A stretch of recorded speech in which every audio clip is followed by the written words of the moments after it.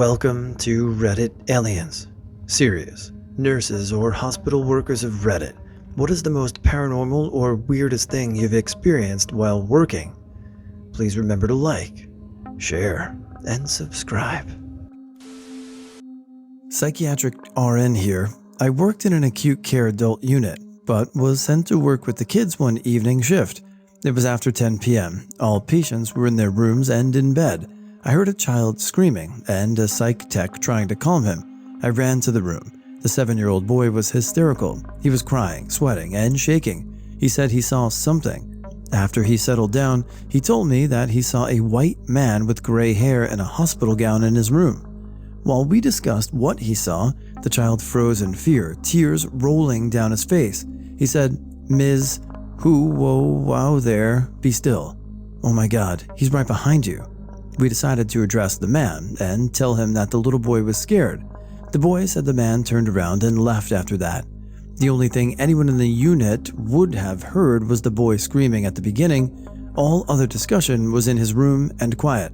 Not even 3 minutes later, a 17-year-old male at the end of the hall started screaming. I ran to his room. He was standing on his bed, trying to get away from a white man in a hospital gown. I have a couple stories, one from my mother and one from me. My mother's is probably the most creepiest and has always stuck with me, especially with all the paranormal stuff she has seen. My mom worked night shifts in the hospital in Arizona, in a town by the border, and go figure, old mining town. Well, anyways, she's working her night shift, going room to room, when an old lady who walked the halls due to insomnia told her some weird goat man kept trying to get in through the doors. My mom didn't think anything of it, but she is Catholic and had those moments of silently praying to herself. After a few moments, there was a shriek. She couldn't explain it, but that it was a horrible shriek that made your blood turn to ice. She then went to the nurse's station to ask if anyone else heard that, in which they did. Come to realize that shriek was heard all around the hospital, freaking everyone out, especially paranormal religious ladies and men. A few of them go to look out the windows and see hoof marks by the doors and windows, and the marks had no trail towards or away from the building. My story was pretty creepy. I too became a CNA and worked a lockdown dementia and Alzheimer's unit at night. I've had creepy moments, but this one will always stick with me.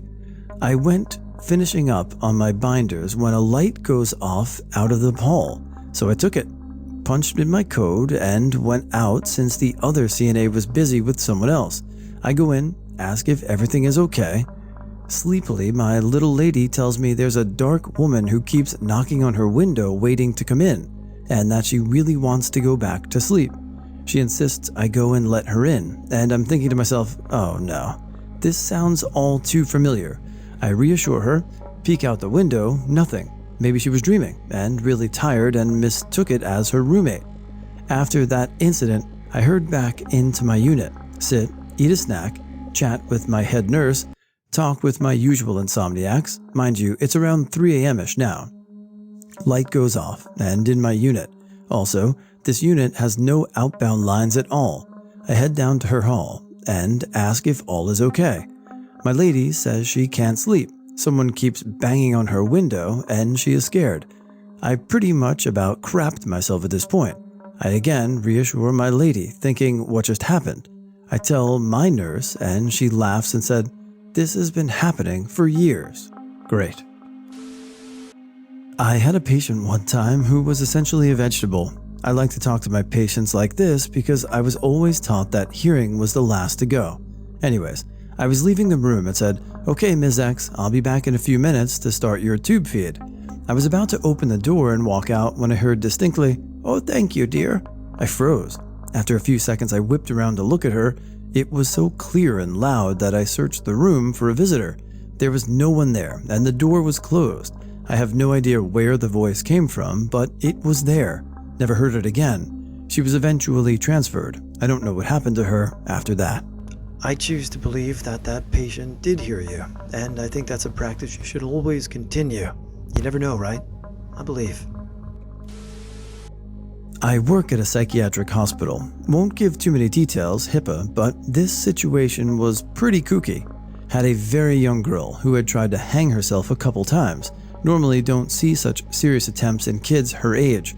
She was a very talented artist, but her parents brought in a couple pictures she had drawn that looked nothing like her work.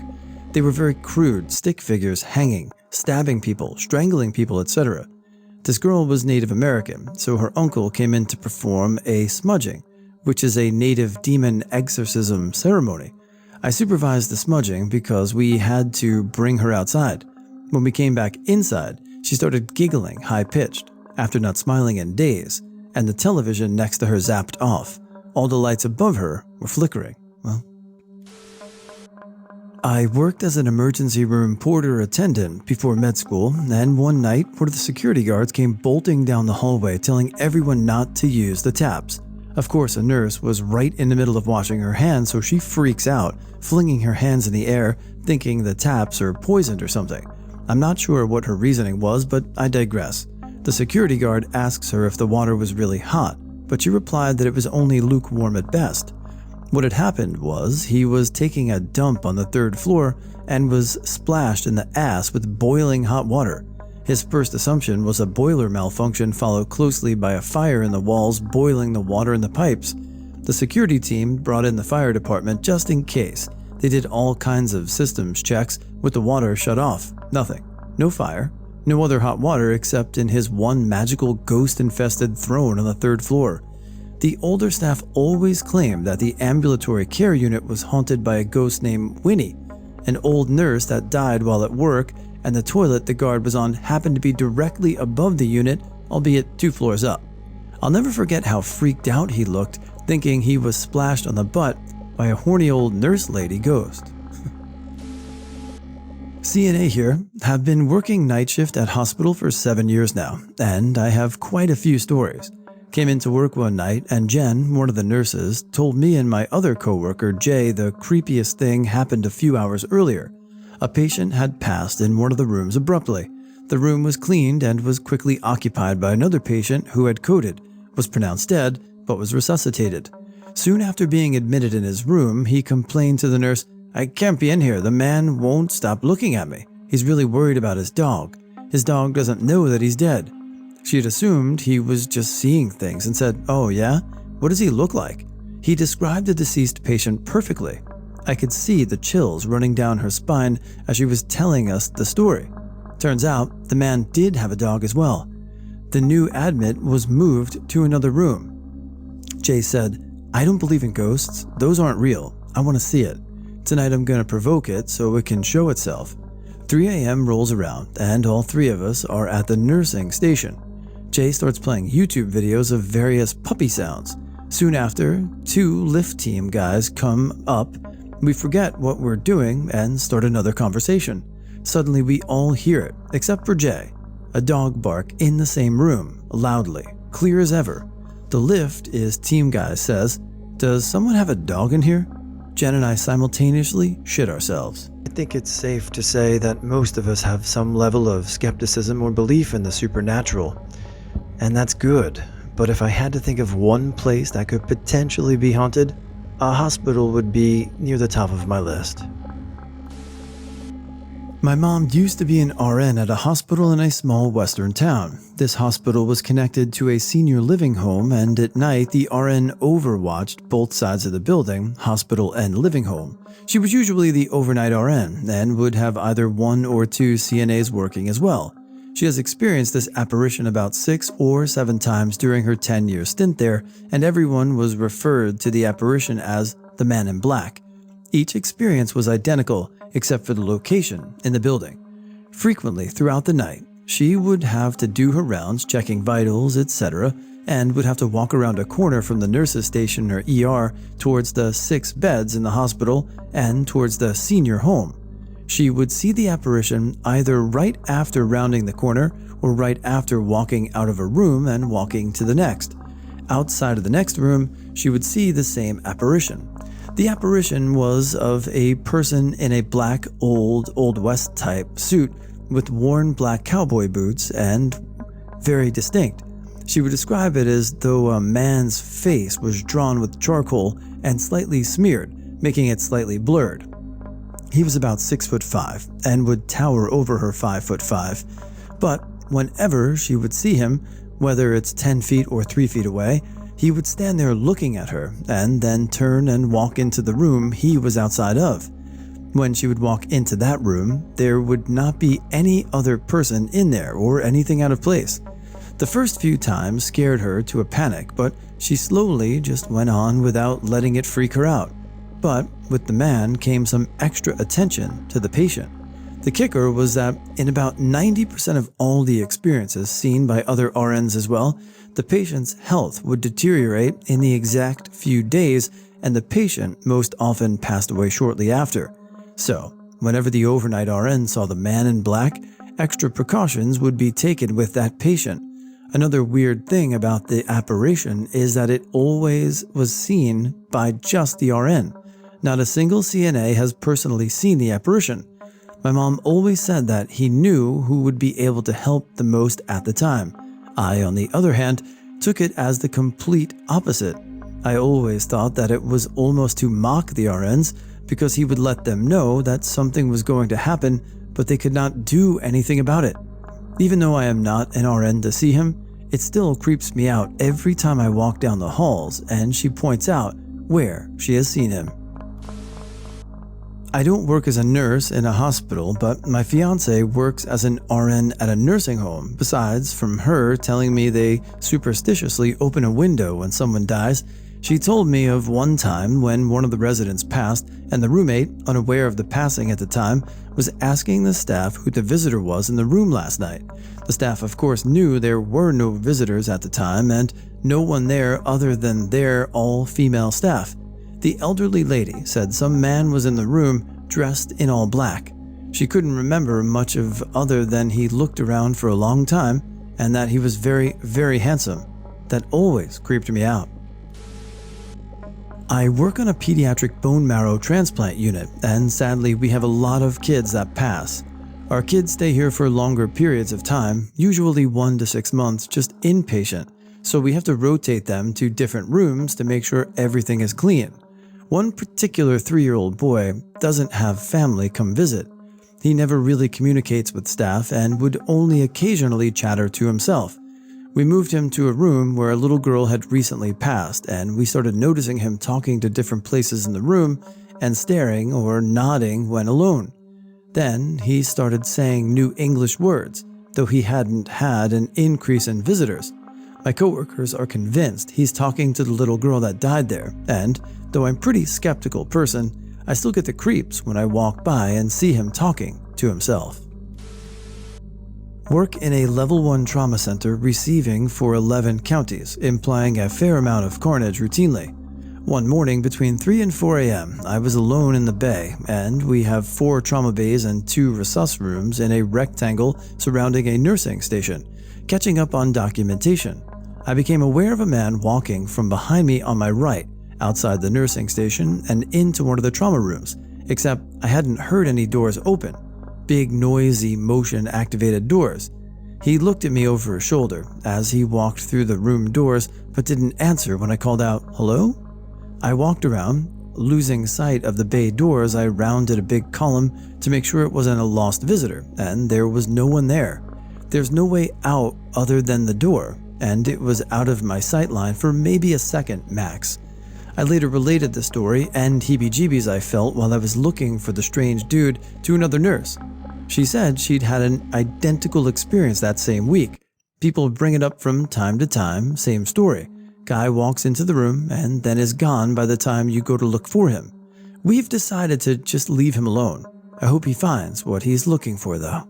Okay, skeptics, what did he say? Werewolf, hellhound, big dog, wolf, Bigfoot? Wall of text warning and apology. TLDR. Saw a crazy dog for 30 seconds while working in an ambulance once. Not in-house medicine, but a former paramedic who plays EMT on weekends now. I have a decent one, and this is a throwaway so people don't think I'm insane.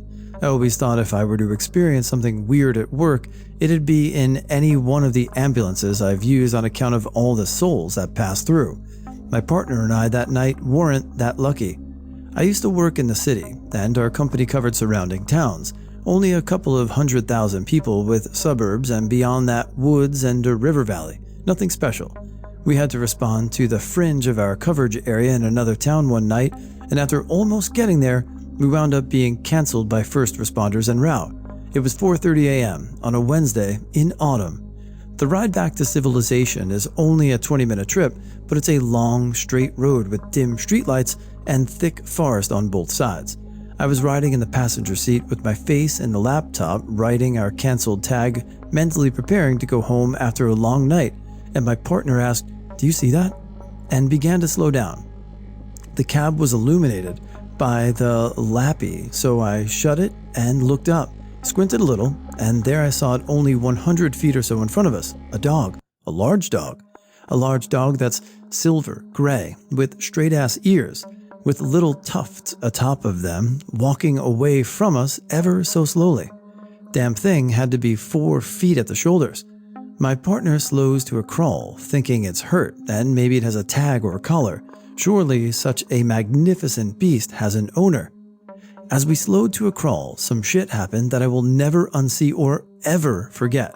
And it's the day I started believing that not all things are what they seem. The idle of the ambulance isn't its usual roar. We're creeping at about 5 miles per hour and gaining. I was on the passenger side and it was on my side of the road. The plan was for him to put the flashers on and me to whistle or hoot to see if our new friend was acclimated to humans and needed help, or if he was street tough, and to let him on his way. We closed a 100-foot gap to around 25 to 30 feet. As we closed our distance, and right at the 10-yard mark or so, my partner and I simultaneously got a sense of dread. I was suddenly very aware of how much shit I was in, and my blood turned cold. The effing dog stood up. My view of this was from behind, and the bastard's shoulders would put Vince Wilforks to shame. It was a massive animal. My partner stopped the truck. The beast cocked its head to side ever so slightly to the left, revealing a single yellow eyeshine, then turned to my side, right side of the woods, and bolted. It was over as soon as it started. The thing that has always bothered me, though, is that little head tilt. I got the sense of dread before he stood up. It was almost telekinetic, if that makes any sense. I just got this feeling like, I know you mean well. Move on, and I was never here. Then it vanished. I've seen many canines stand on their hind legs. I've never seen a hellhound sprint with precision over a guardrail and brush that ducked with my head other than the night. After a lot of research, I came upon the legends of the Michigan Dogman and the Beast of Bray Road. The only problem is I live in southern New England, and we're not known for our Bigfoot sightings or wacky cryptozoological stories. I don't know what I believe in, and it's certainly not werewolves, but I totally saw something that really looked like a werewolf, just that one time. I worked in a hospital as a CNA for over 2 years. Every time a patient would mention having a dream about a cat, they would code within 24 hours. And this was not a hospital where people coded particularly often. I actually got into an argument with the doctor about it once. The SWAT nurse had mentioned that a patient had dreamed about a cat, so he was going to keep a closer eye on him. The doctor, we weren't even talking to him, dismissed it. Then told us that he was the doctor, and he said it was completely impossible, so don't even talk about it anymore. I told him I hadn't known that his MD had come with a degree in paranormal psychology. He didn't take too kindly to that. Anyways, I don't know if it's paranormal, or if maybe we just have a social, cultural awareness of cats as omens, so our subconscious brings them to the forefront when something is going wrong. And if you were wondering, the patient mentioned above coded and died later that evening. Spooky. My mother trained as a nurse at the Old Westminster Teaching Hospital in London in the 1950s. On one of her first night shifts, she was doing rounds in the children's ward. Everything was fine, all the kids were asleep, but in one of the rooms she found the sink faucet running, which was a bit weird because it had been fine when she'd been by a few minutes before. She figured that one of the kids had got up and been thirsty or something, turned it off, and carried on with her rounds. When her shift was over, she checked out with the matron, who asked if she had anything to report. She said there was nothing, except that someone had left a faucet on in one of the rooms. The matron looked horrified and gasped out, "Oh no." She then explained that the ward was haunted by a ghost which washed its hands, leaving the faucet running whenever a child was going to die. My mother laughed this off, pointed out that none of the kids in the ward were seriously ill, and went home. When she came in for her shift the next morning, she discovered that a previously perfectly fine child in that room had had a sudden seizure and died only a few hours after she'd found the open faucet.